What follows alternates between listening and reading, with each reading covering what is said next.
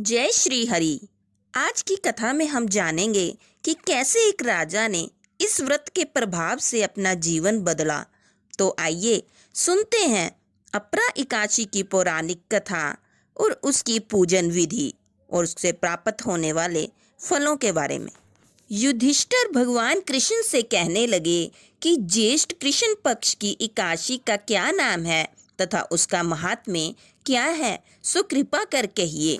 भगवान श्री कृष्ण कहने लगे कि हे राजन, यह एकादशी अचला तथा अपरा दो नामों से जानी जाती है। पुराणों के अनुसार ज्येष्ठ कृष्ण पक्ष की एकादशी अपरा एकादशी है, क्योंकि यह अपार धन देने वाली है। जो मनुष्य इस व्रत को करते हैं वे संसार में प्रसिद्ध हो जाते हैं। इस दिन भगवान त्रिविक्रम की पूजा की जाती है। अपरा एकादशी के व्रत के प्रभाव से ब्रह्म हत्या, भूत योनि, दूसरे की निंदा आदि के सब पाप दूर हो जाते हैं। इस व्रत के करने से पर स्त्री गमन, झूठी गवाही देना, झूठ बोलना, झूठे शास्त्र पढ़ना या बनाना तथा झूठा वैद बनना आदि सब पाप नष्ट हो जाते हैं। जो फल तीनों पुष्कर में कार्तिक पूर्णिमा को स्नान करने से या गंगा तट पर पितरों को पिंडदान करने से प्राप्त होता है, वही अपरा एकादशी का व्रत करने से प्राप्त होता है।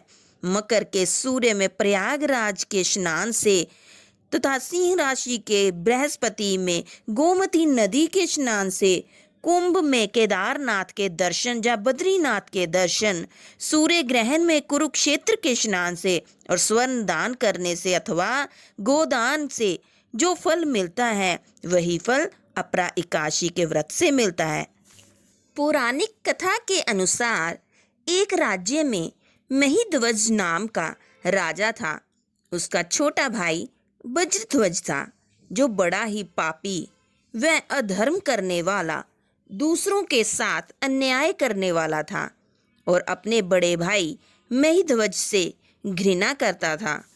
एक दिन उसने अपने बड़े भाई के खिलाफ एक साजिश रची और साजिश के तहत अपने बड़े भाई की हत्या कर दी। हत्या के बाद वह अपने बड़े भाई का शव जंगल में पीपल के पेड़ के नीचे गाड़ आया। राजा महिध्वज अकाल मृत्यु के कारण प्रेत आत्मा बनकर उस पीपल के पेड़ पर रहने लगे। फिर वह प्रेत आत्मा बड़ा ही उत्पात मचाने लगा। एक दिन उस पीपल के पेड़ के बगल से धौम्य ऋषि गुजर रहे थे। तभी उन्होंने उस प्रेत को पीपल के पेड़ पर देखा और अपने तपोबल से उस प्रेत राजा के बारे में सब कुछ जान लिया। तब ऋषि ने प्रेत आत्मा को परलोक विद्या के बारे में बताया। धौम्य ऋषि ने उस प्रेत आत्मा को प्रेत जोनि से छुटकारा दिलाने के लिए स्वयं ही अपरा एकादशी का व्रत रखा। विधि विधान से अपरा एकादशी का व्रत करने के बाद भगवान विष्णु से प्रार्थना की कि इस व्रत का पूरा पुण्य उस प्रेत आत्मा को मिल जाए, ताकि वह इससे मुक्त होकर वैकुंठ धाम को चले जाए। इसके बाद भगवान विष्णु के आशीर्वाद से उस राजा को अपरा एकादशी व्रत का पुण्य मिल गया और वह प्रेत जोनि से मुक्ति पा गया। अपरा एकादशी की पूजा के लिए भगवान श्री हरि की प्रतिमा को गंगा जल से स्नान कराएं। व्रत का संकल्प लें। हरि को केसर, चंदन, फूल, तुलसी, पीले वस्त्र, कलावा, फल चढ़ाएं। भगवान विष्णु को दूध से बने पकवान का भोग लगाएं। धूप दीप जलाकर पीले आसन पर बैठें और तुलसी की माला से भगवान विष्णु के मंत्रों का जाप करें और अंत में भगवान विष्णु की कपूर धूप दीप से आरती करें। चरणामृत और प्रसाद का ग्रहण करें।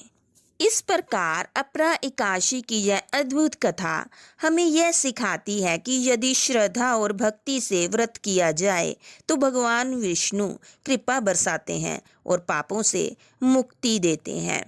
वीडियो अच्छा लगा हो तो लाइक करें, शेयर करें और हमारे चैनल सनातन ही सत्य 56 को सब्सक्राइब करना ना भूलें। जय श्री हरि।